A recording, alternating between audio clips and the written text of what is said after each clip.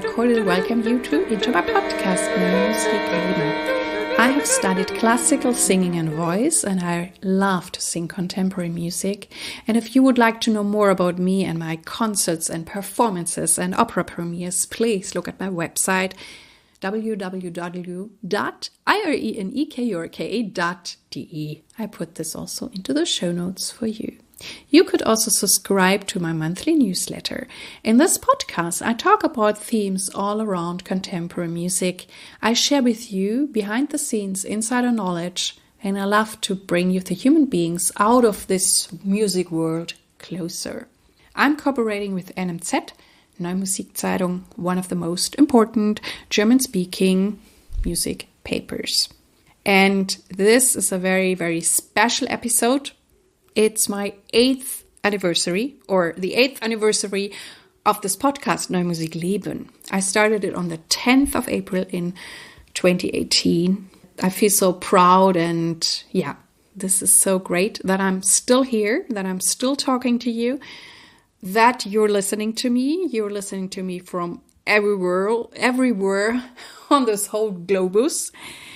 Which is so exciting to me. And I also thank you so much for all the emails you write me, for the encounters, because sometimes I'm performing somewhere and people come up to me and like, oh, I'm listening to your podcast. And so thank you for showing your face to me, who you are. And that is so, so amazing. And I have a very special, amazing guest for you today in this anniversary podcast.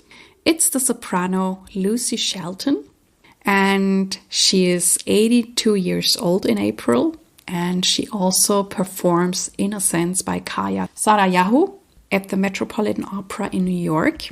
And I found this so interesting that I really wanted to talk to her, and we have some common friends, so I got in touch with her, and I have this great interview with her for you. And she is an amazing singer, a warm-hearted person, and smart. And she also shares many insights with you. And for me, she's also a role model in that way to show what is possible. And I often talk about those things that sometimes people tell themselves, no, this is not possible, this cannot work. And in the end, that is just a story. It's something your mind is telling you. And to see that someone with this age, and maybe some people would think, well, this is not possible. Yes, she's still singing, she's healthy, and she's doing the debut at the Met. And I think this opens up so many possibilities for all of us. I'm so inspired by a woman like Lucy Shelton. So let's dive into the interview with Lucy Shelton. Hello, Lucy Shelton. I cordially welcome you into my podcast, Neue, musik, leben. Thank you very much, Irene. And I'm so excited to have such a wonderful singer here in this podcast. And we're going to get into great topics, I think. And I would like to know from you first, how did you find your way into this new and experimental music? Because you're singing lots of contemporary music, I have seen. Yes. Well, I started very early just loving odd sounds. I'm one of 5 kids. My parents met at an amateur music singing thing. And we all took piano lessons. We all had other instruments. Mine was flute. And we did silly things like sing dissonances and get excited by it. We used to do Bach chorales by sliding between the pitches. So you'd get all the variations between the pitches, and you'd have to wait for whoever had the biggest interval to get there, and then the chord would come in to be clear and exciting, and then you'd mess it all up again as you move to the next. Anyway, I always loved improvising. My piano teacher gave me contemporary things to work on, and I went to a music camp on flute, and most of the chamber music for flute, well, yeah, it tends to be contemporary. I was never afraid of it. And I even have to say, I loved it. And I was eager to do, when I went to college, I didn't go to a conservatory, I went to liberal arts. I was eager to be the one to realize anything anybody wanted to write, both on flute and voice. And I have to say, I think one reason I'm still singing is that I have had so much variety in my singing career. I mean, if I'd been just doing opera, which is glorious, but you use your voice in kind of in the same way, in a healthy way, presumably, while you're in your career. And then there stop being roles for you and you stop singing. But I've never stopped singing, and I'm quite sure that's because I've had so much. I mean, I still can sing at age 81 in a way that people still enjoy hearing. And I mean, I'm taking lessons now. I didn't for many years take any lessons, but it's helping me at this stage of my life to get a little advice. Wow. I mean, you already touched so many important points. I mean, I assume you also had then classical voice training at some point. Yeah. Yes, I certainly did. When I finished, I was a music major at Pomona College, and I did recitals both in flute and in voice. My voice recital would never have been approved in a conservatory because I did too many. I did the Albenberg Sieben frühe Lieder, and I did Mozart Exultate Jubilate. I did Benjamin Britten on this island. I did Mio Catalog of Flowers. I mean, I did things that I really wanted to do, and something by the composer at the Carl Cohn. And it was that recital which got me into, I didn't ever audition for a conservatory. In fact, this is an interesting aside. I've done maybe a total of 3 auditions in my life. That's just crazy, because the chamber music field that I was in and new music, you do a good job. It's grassroots. Conductors or other players will, if they liked working with you, will tend to say, oh, you're looking for a soprano? Ask Lucy. And that's the way it was when I first came to New York, and it just sort of built from that. I think I strayed from your original question, but what was your question? Let me just say also, because of doing both flute and voice, I literally had to think through, well, what do I want to pursue after college? And my reasoning was, well, flute, let's see. I've done all the Bach sonatas. I've done wind quintets. I don't really want to be in an orchestra. I kind of know the rep.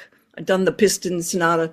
But voice, oh my gosh, I will never run out of repertoire. And I love languages.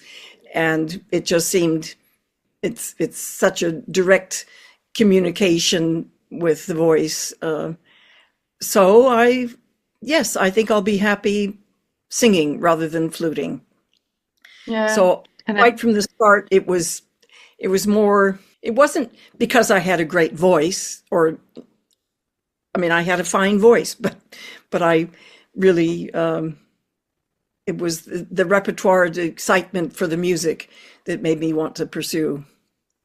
Yeah, the curiosity. And but I also imagine, I mean, when you started out singing, those were different times than nowadays. And even when I started, or I left college, I also was one of the awkward ones, because she was singing contemporary music, and I had the same experience that people would just, they liked it and they would recommend me to other places.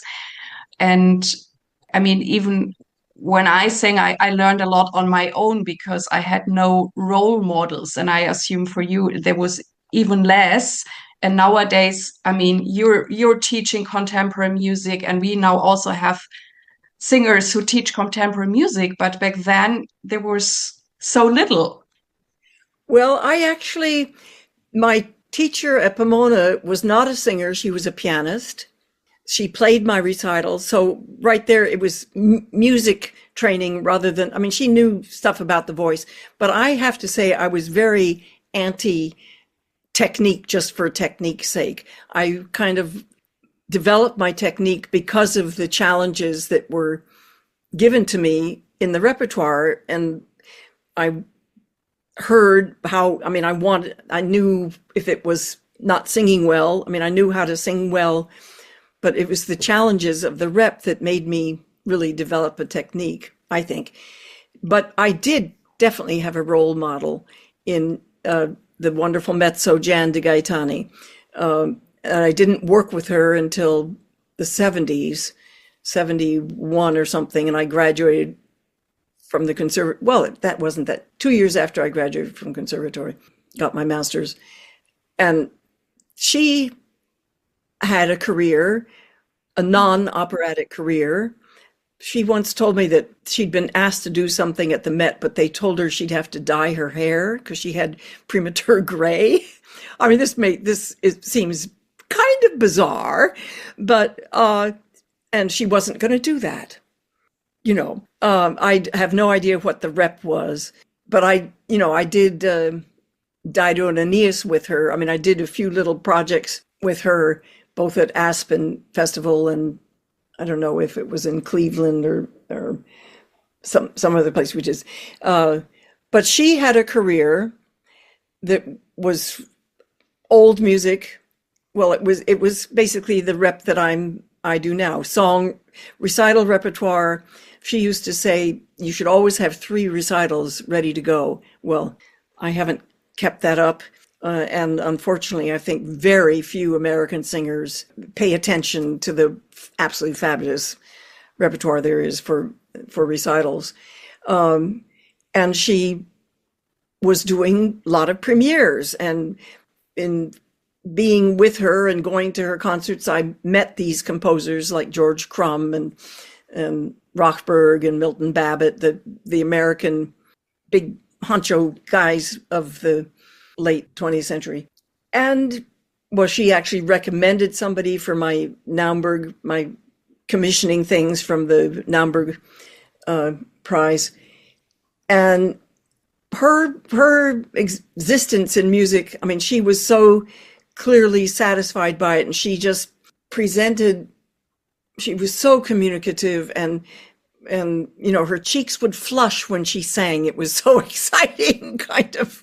I mean, she looked the most beautiful when she was doing her art, and it was such a beautiful community. So I knew it had happened with her, and it was something that I saw for myself. So very much a role model. Awesome. Yeah, she's a great singer. Yeah. I also know many of her recordings, and I also liked already what you said, that maybe the singing contemporary music even makes your voice fresher, younger, more flexible. Because before I started out this podcast, I started writing a book, and the working title was New Music Does Not Hurt My Voice, because often after performances, people would come up to me and were like saying, doesn't this hurt your voice? And then I started thinking about it. And as the thing was, as more as I thought about it, as more I found proof that it's the opposite. And I also had a quite known new music singer in my podcast, Sara Maria San. And we also talked about this, and she has a doctor for the sinuses, and he looks in a lot of throats and at the chords.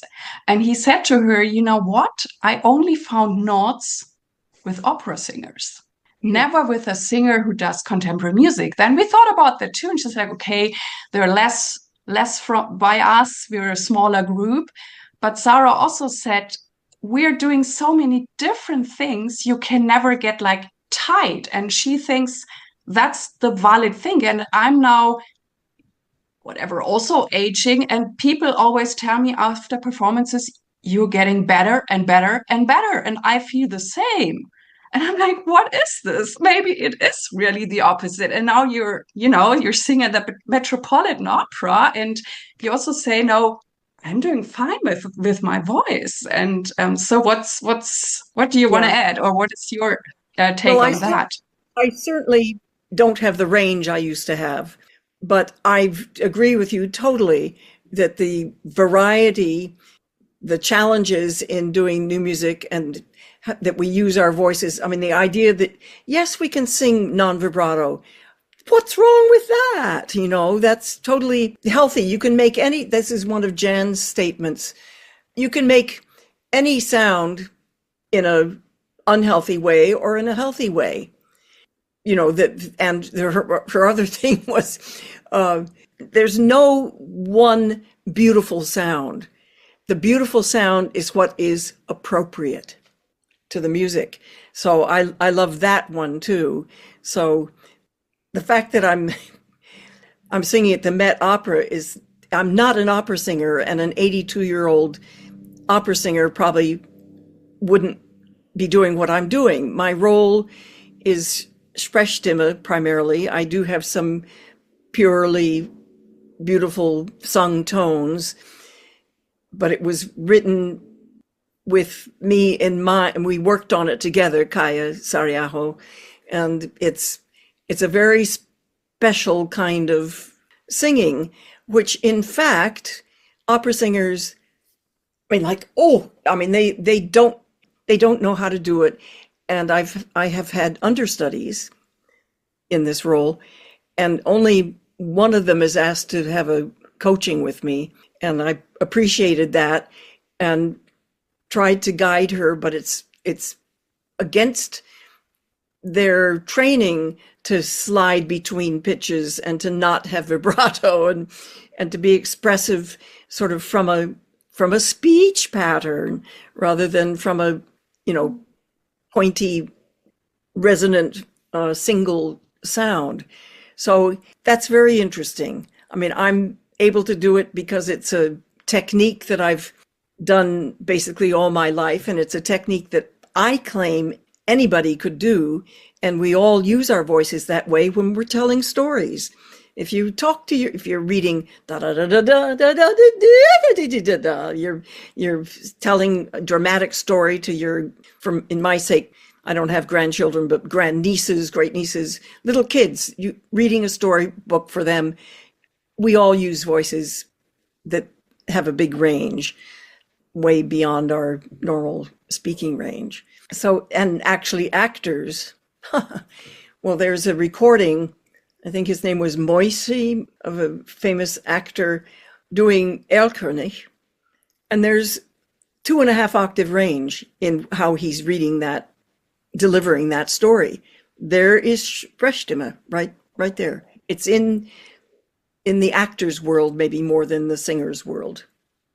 But I actually have a student who also is more like a regular opera singer at a nice house in Germany.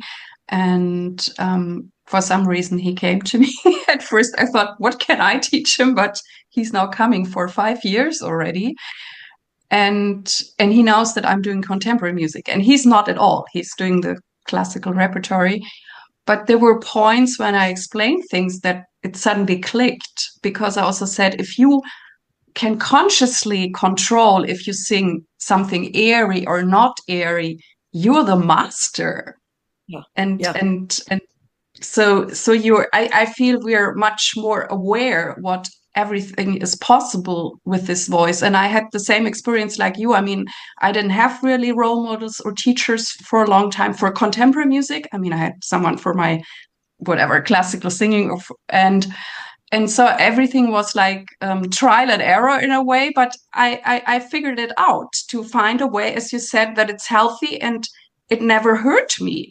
And I even sometimes when I really sang very wild pieces where I thought, okay, this is now on the edge, then I always would sing like a Handel aria afterwards to make sure I'm fine. And the weird thing was the Handel aria got better and better. Oh, that's wonderful. Oh, that's super. It's so crazy. And it's I mean, I think you bring such a great spirit. I mean, you break all the limits, because I mean, with your age and with the music you're doing, and I'm like, this is just so amazing. And you open the opportunities for all of us. What else is possible, you know? Well, I keep finding repertoire that, I mean, there's so much repertoire out there. And I have one piece that I've been doing is sort of my favorite feel-good piece. I've opened, I did a faculty recital recently up at Manhattan School that had Pierrot Lunaire on the second half. The first half was all moon-related things, well, except the first, which is my piece that I love to do, and it's by Sofia Gubaidulina, unaccompanied visions from Hildegard von Bingen. Do you know that piece? Yeah. Well, that just sets me up. I love the fact that it has breathy tone. You start off with a breathy tone, and then you go into focus tone. It has these big leaps, very expressive leaps from low A, finally up to a G sharp above the staff. I mean, that's reverse leap from G sharp down to low. Anyway, it just lines me up. It's a reflective text. I don't sing it particularly as a religious text. I mean, it is a religious text, but for me, it's just such a focus, reverent text, and it just, I don't know, it lines me up. And then I do a piece by Anna Sokolovic with viola, which is about the moon, looking at the moon, and then a piece by Shulamit Ran, which is called Moon Songs. Well, look at that. Isn't that nice, with Pierrot Lunaire, which is about Awesome. Pierrot the moon? And it happened to be 3 women composers. I mean, I didn't even, very often people look, I want to do women. There they are, Gubaidulina, Sokolovic, and Ran. So that's how I've opened that program. And I just did a Pierrot with students in Kansas University. And I used those same 3 pieces to open that program. So Who was it teaching them? Are they open nowadays for this kind of? So wonderful. This was just last week, so I'm still kind of high from it. Were they all graduate students? Or I think the flutist was still an undergrad, maybe. They had prepared all last semester or fall semester, thinking they would have a performance in November.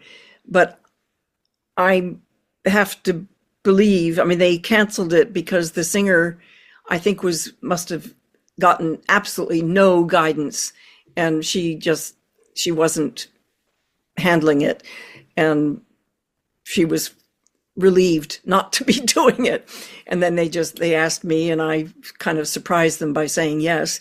But it's just perfect. I wish I could do that 3 times a year, because working with young students with them rather than doing a master class, which seems, I don't love doing master classes. Well, usually it's all operatic repertoire, which, okay, I can maybe offer a little bit, but I'm not really.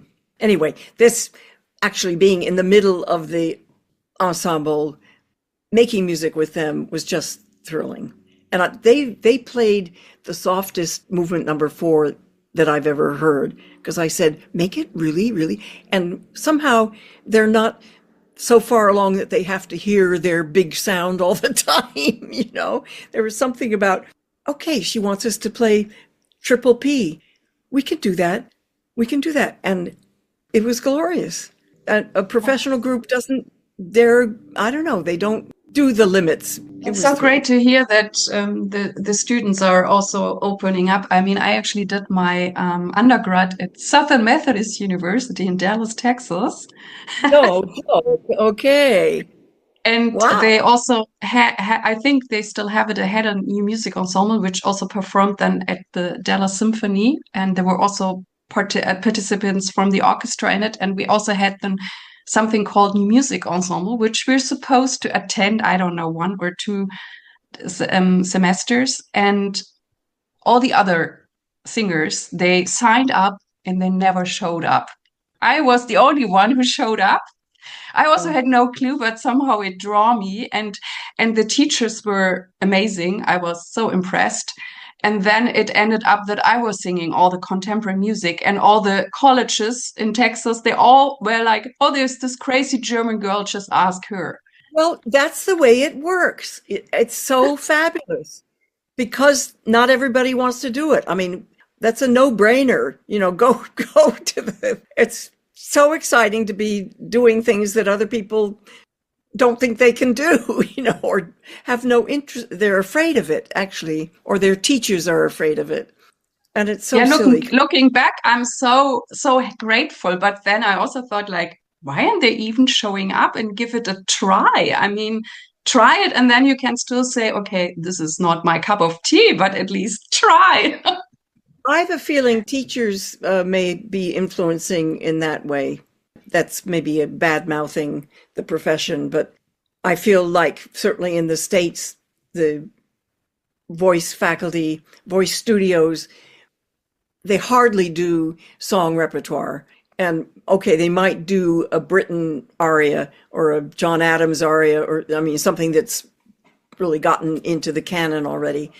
But I feel like they spend all their time working on auditions to make that impression to get a job.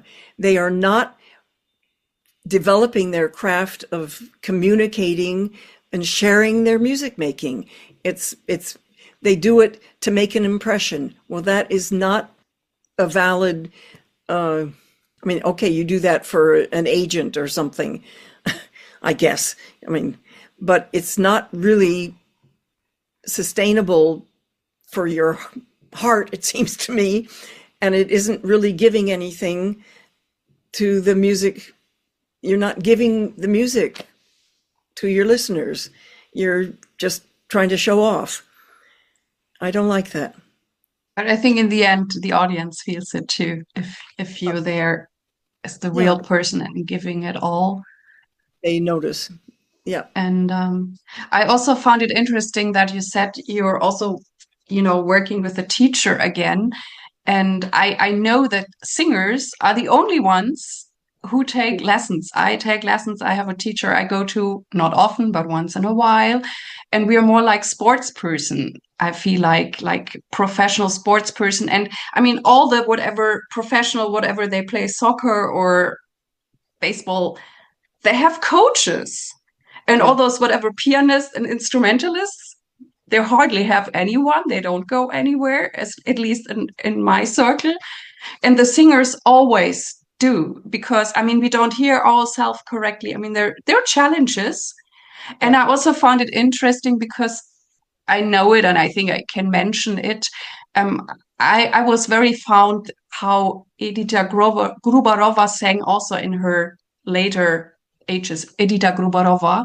And there are some amazing recordings from her singing Lucia di Lammermoor with 70, just stunning. And I think from the Bavarian Staatsoper or something like that. And I found then out through another singer who I was exchanging with, and he also helped me with a few things. And he works with the same teacher that Edita went when she was 60 years old. And she also was smart enough, even though she was a world-known singer. And she's like, if I want to continue, I think I should work on it. And she went regularly for lessons, and she got better and better and better. Well, I know, I was ready to give up. I did my 75th birthday recital, and that sort of felt like closure. I had 14 colleagues come, like 5 different pianists and instrumentalists and other singers, students of mine, joined me. It was a beautiful occasion, but it turned out not to be the end. But I wasn't taking lessons. I didn't take lessons until after that, I think. And of course, I'm studying with somebody that I used to teach, or not. He was at Tanglewood. I spent 20 years doing new music at Tanglewood. But I really was ready to shut the door on it. But no, I guess no. I can't remember what turned me around, but well, one very nice comment from a colleague saying, when I was worried about my current at that time vocal abilities, and he said something like, "Lucy, we love listening to you for the music that you bring. I mean, the voice still does that. Sort of, please keep doing it." I mean, I wasn't singing flat or anything. I just couldn't do everything I wanted to do. I don't know. He said there's still something worth it for us listening to you. So please don't stop. Very beautiful. And so what's your secret? I mean, you look to me very healthy, and you're singing everywhere, and you're singing at the Metropolitan. So what's your secret? How do you keep that healthy? Well, I have to thank my parents, I think, and probably the grandparents, and probably the great-grandparents, and probably the great-great-great. Anyway, I've given a body that is healthy. Singing music gives me, it's my fuel, it's my nourishment. And maybe that's something I've realized, that it sustains me. And after a lot of concerts, I mean, had my my faculty recital in October. Then I went to England and did 2 more Pierrots plus some other unaccompanied stuff. And I come home, and yes, I have downs after having these wonderful performance experiences. So then I have to just rev up again, and luckily I keep having opportunities. I think, I don't know, I think that, as I say, I think music is just my staple nourishment. If I don't have it, I mean, which someday I'm not going to have, or maybe I can translate it just into listening to music. Or, what gives me great pleasure now, of course, is attending all the concerts that my students are doing. So that's thrilling to me, to see them thriving and moving through their careers. I have a student who was in the very first class of this contemporary performance program, which was when I started teaching at Manhattan School. It started in 2007. And one of the first graduates, Jeff Gavitt, has started an a cappella voice group called Ekmelis. They've come to Europe. They are just out of this world, able to sing microtonal pieces, commissioning lots of works. Have you heard them? You're nodding. I've encountered Jeff, and I also admire their work a lot. Yes, it's well, very. I attend. They're about to do Stimmung of Stockhausen for Valentine's Day tomorrow night. I try to go to all of their concerts, and I just find them, it's just thrilling because there's one of the sopranos was also a student of mine. So, hey, that is very sustaining, to feel like from Jan to me to next generation. Feels good. Yeah, it's really great. And now when we look at the debut, the premiere at the Metropolitan Opera with Innocence by Kaija Saariaho, and are you very excited or nervous, or you have performed this piece quite a lot and it's written for you, but does it make a difference now to sing it at the Met? Well, it probably will. We always have a month of rehearsals, which is a little funny because there are only 3 of us who've done every single production since its premiere in Aix-en-Provence, which was in 2021. It was supposed to have been 2020. I'm personally totally grateful that it waited to 21, and then that messed up all of the scheduling. They've had the 5 places, all plotted within a 2-year period. Well, now it's going on till, it's been 5 years since it opened. And I actually just heard I'm going to do it in Paris also in 27. So, I mean, it's gloriously long lived for me, rather than that little compact way it was supposed to be initially. But anyway, they're two of the students. It's about a school shooting, and I'm the teacher, and there's 6 students. There are 9 languages. It's an incredible story, incredible piece, but there are just 3 of us, the French student, the Spanish student, and me, who've done every single one. So that means, like, I think 36 of them performances. I'm just as excited about it now as I was at the beginning, which means that just speaks for the quality of the work. I get the chills. It's emotionally, well, I don't know if challenging is the right word. I mean, there are a lot of emotions in the piece. I think if it were just a play or even an opera all in English, it would be almost unbearable. There's something about having the multi-languages and all the different styles of singing. My Sprechstimme role, of course, is not something you would ordinarily hear, although there have been a few instances in the opera world already. And the folk singer, there's a Finnish folk singer, and who really sings in folk style, obviously mic'd. And I'm mic'd also. All the students are mic'd because they're primarily speaking roles. They're not sounds you would expect to hear from an operatic stage. And that variety is one of the beautiful complexities of the piece. Well, I was about to say, yeah, if it were all in English, I think the story would just be too painful. There's something about masking it a little bit with the mixed languages, so nobody will really understand all of them. I mean, we look at our surtitles, but still. And then, of course, the music completely embraces all of the feelings in the score, the tough stuff you feel. There's comfort somehow in how Kaija has orchestrated it, and her writing. There's a beautiful aria that the bride has at the end in her native tongue of Romanian. There's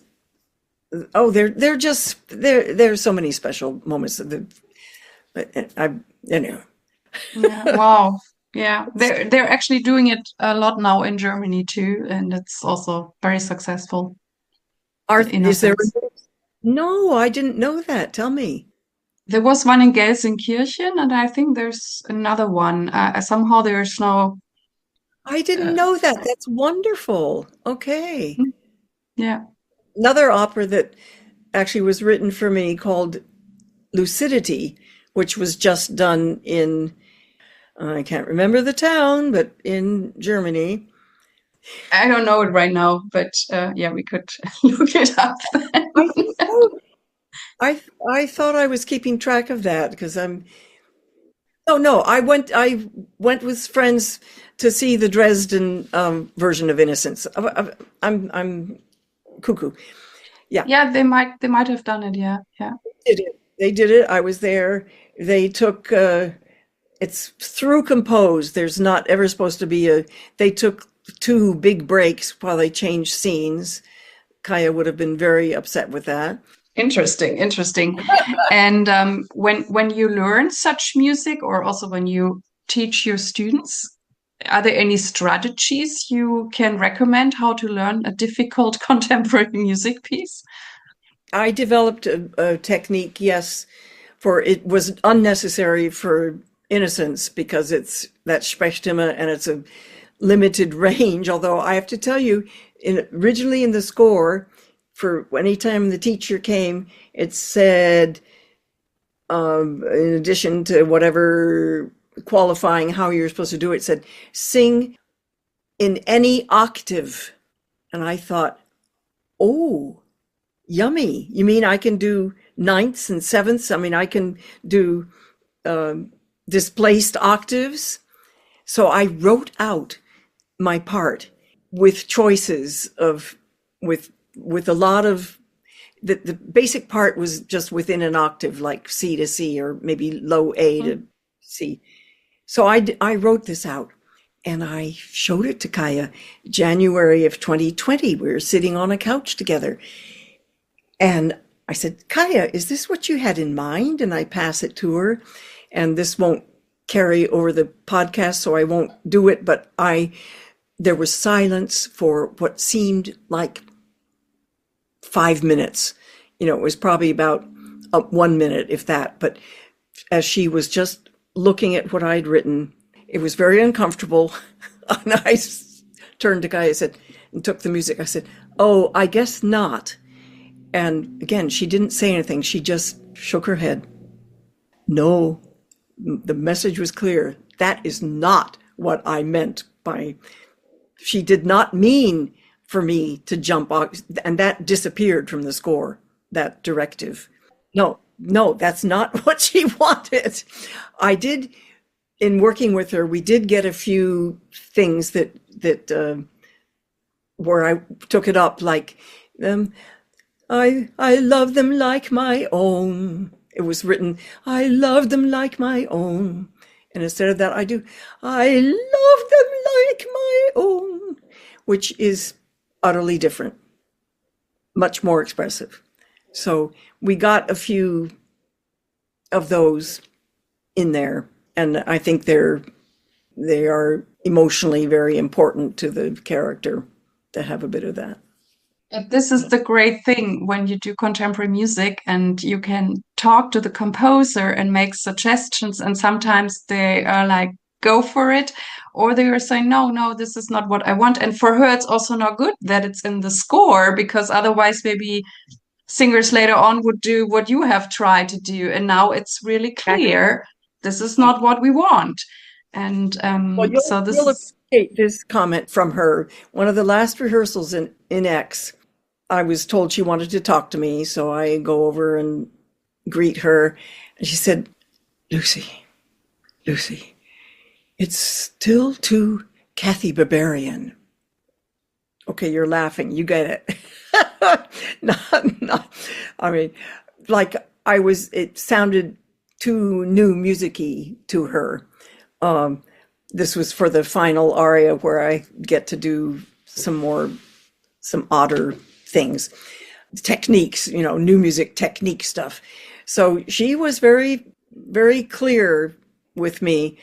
This is not, don't go that far, Lucy. Nope, rein it in. So that was a very interesting experience. Yeah.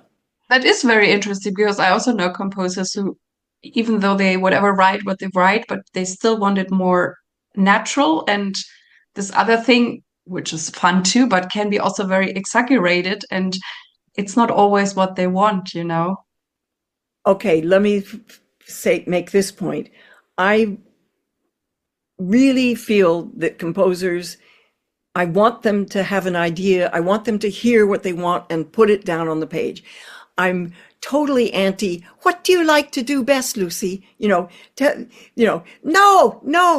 don't ask me. This is your piece. It's my job to realize whatever you put on the page. But getting too much information from a singer, I don't like that. I want the composer to do the job. And I feel like too many young composers, well, first of all, they're doing it on the keyboards. How much do they really hear it before they put it down? And I'm totally with you that put it down and we try it. And if there's something that is uncomfortable, that doesn't work, then we say to the composer, and well, listen to I'm a little uncomfy. Listen, what do you think? And I've only one time had somebody say, no, but I want you to do that. And that was disastrous. I actually hurt myself because she she kept me up in a high tessitura just way too long.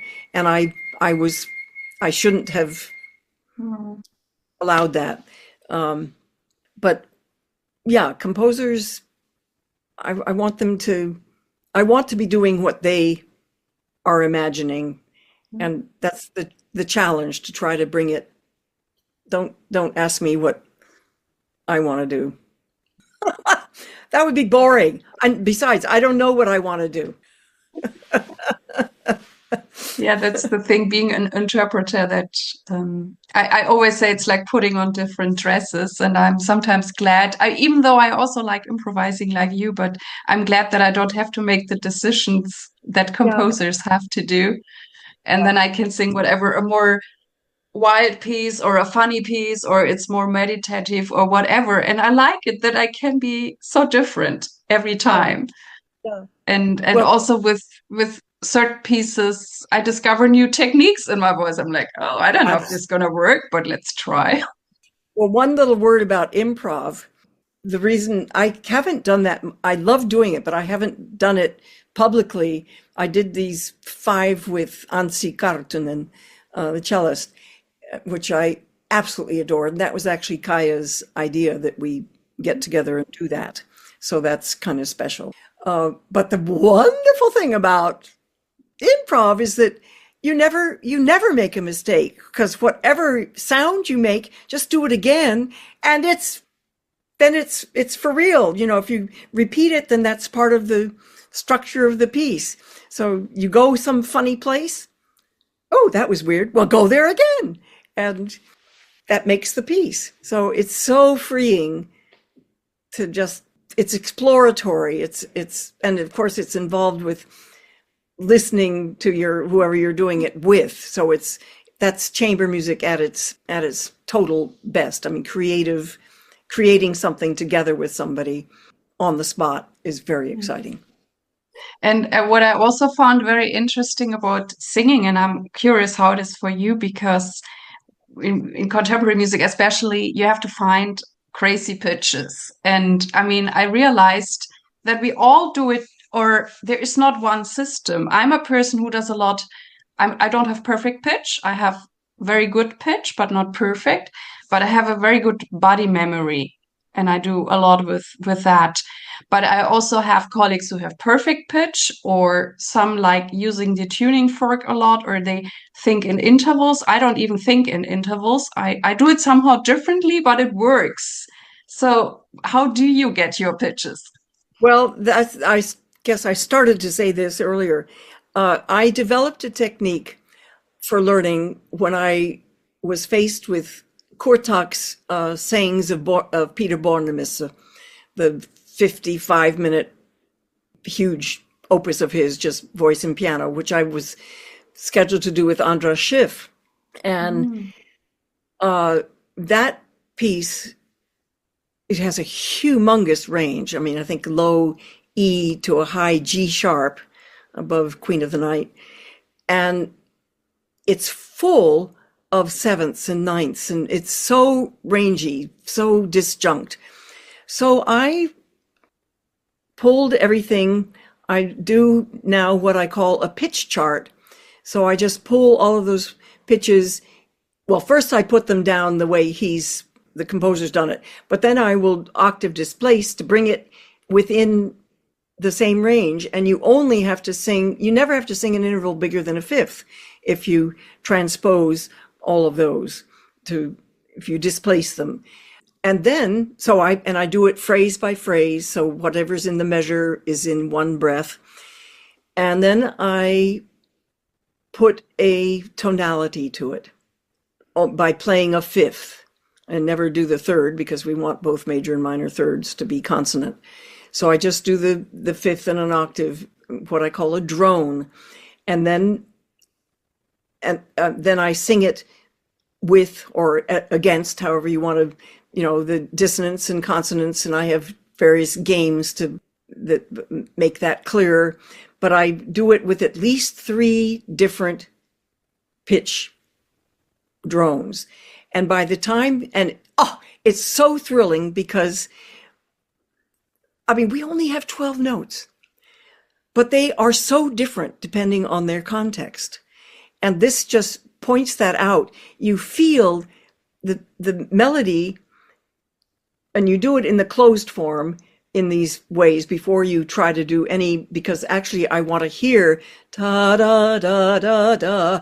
I don't want to do da da da, you know, sort of reaching da dee da da da dee da. So it just feels like the second, even though it's a ninth. But after you've done your melody, the piece with these, each drone makes the piece totally different experience in your body, the tension and the release of the dissonance and the consonants.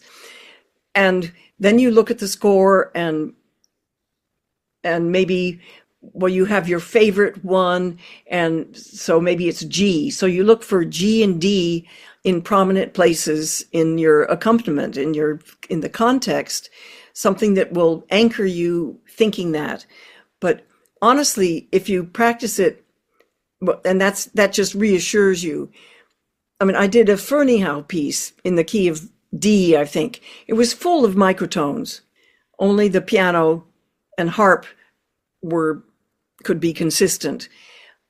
I could do it because I had my tonality, and that makes it more expressive, because for me, even in contemporary music, there still are dissonances and consonants in my thinking and working this system. It gives an expressivity to it, and it helps the memory, and it makes, the main thing it does is make you secure so that you can be expressive. If you're looking for pitches, we're going to hear that. You're smiling. It is so interesting what you're telling. I mean, the thing that I put pictures closer, I do that too, even though I have to, maybe because I have this strong body memory, I have to fairly early go on and do the jumps, because for me, they feel so different in the body if I jump high or not. But the other thing you're mentioning with the drone, I also have found through contemporary music to medieval music. And I studied also medieval music in Hildegard, and they also do the drone thing. And I started doing that too with contemporary music when I'm like, I feel I'm totally lost. I need to find it to myself. And then I just did what you said. And this is so interesting, because in medieval music, everything is related to the drone, and it's Yes. so strong and so deep. And well, thank you for sharing. It's great. Yeah. Well, it saved I mean, it makes learning it just really fun and not something to be scared of. It's discovery and exciting in that way. Yeah. I love looking at it, and I hope I get some new ones. I always go to the Yellow Barn Festival in Vermont, and the director there, Seth Knopp, finds amazing repertoire. I mean, I suggest things, but he finds stuff. So that's a rich time for me. Yeah. Oh, awesome. Awesome. And well, I think there's so much we could talk about. Clearly. And I'm Yeah. also, you have to tell me the dates for Paris. Maybe I can come. I would like to see it. Your piece. It's November 27. Okay, I will put it down. But yeah, I'm very grateful that we could meet and could talk. But I have one final question for you, which I always ask, and I would like to know what is the tip you would like to give young artists? You've got to love everything you do. There's got to be heart in everything that you present. It's not show. It's heart and honesty with the music.